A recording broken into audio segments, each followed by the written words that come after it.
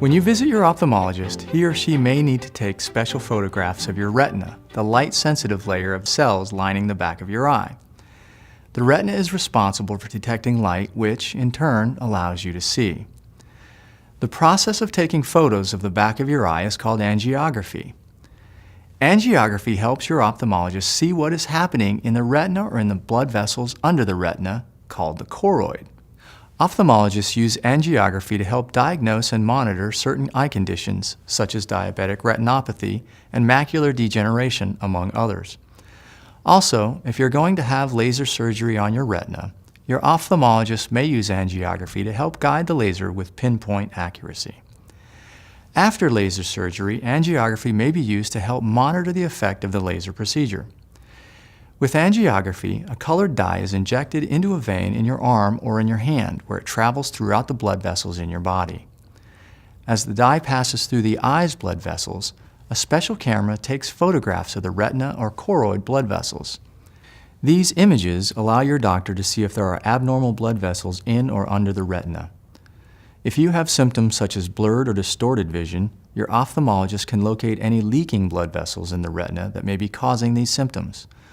Blurry or distorted vision are the hallmarks of common eye diseases such as macular degeneration or diabetic retinopathy. Angiography can show if there's any blockage in retinal blood vessels. It can also help show swelling or tumors in the eye. Your ophthalmologist also uses angiography to precisely locate areas of the retina to be treated with laser eye surgery.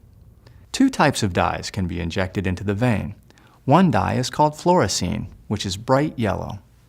Fluorescein angiography is the best way to examine the blood vessels in the retina. The best way to see the choroidal blood vessels is with indocyanine green, or ICG dye. This is because the choroidal blood vessels are hidden beneath a layer of colored cells in the retina. With ICG angiography, light released by the ICG dye can be seen through the colored cells. When you are going to have angiography, special eye drops are put into your eyes to make your pupil dilate or widen. Then your ophthalmologist or an assistant will insert a very thin needle into a vein in your arm and inject the dye. As the dye passes through the blood vessels in the retina and choroid, a special camera will take a series of photographs to be reviewed by your ophthalmologist. The entire procedure usually takes less than 20 minutes. If the dye leaks from your vein, a burning sensation may occur on the skin at that site.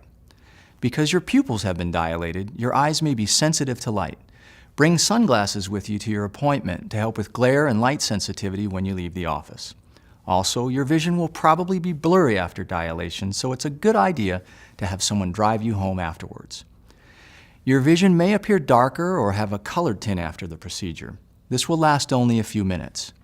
After the fluorescein dye is injected, your skin may turn yellowish for several hours. And also, because your kidneys remove the dye from your body, your urine will turn dark orange or yellow for up to 24 hours following the test. Some people may feel tired, lightheaded, or nauseous after having the dye injected. Also possible are vomiting, headache, fainting, itching, or hives. Alert your ophthalmologist if you experience any of these side effects. Rarely, people may have an allergic reaction to fluorescein dye, such as a skin rash or itchy skin. Severe reactions are very uncommon, but could include trouble breathing. This rare occurrence would be treated with antihistamine drugs as needed. Be sure to tell your ophthalmologist if you have asthma or breathing problems. ICG dye contains iodine. Iodine is also found in shellfish and in the substance used in contrast X-rays. People who are allergic to iodine may have severe allergic reactions to ICG dye. If you are allergic to shellfish, or if you've had a reaction to medical dyes in the past, be sure to tell your ophthalmologist. Many potentially blinding eye diseases, such as diabetic retinopathy, are only diagnosed through complete medical eye exams. Your ophthalmologist may rely on angiography to find where problems may exist, or to help guide and monitor treatment. If you have any questions about angiography, be sure to talk with your ophthalmologist.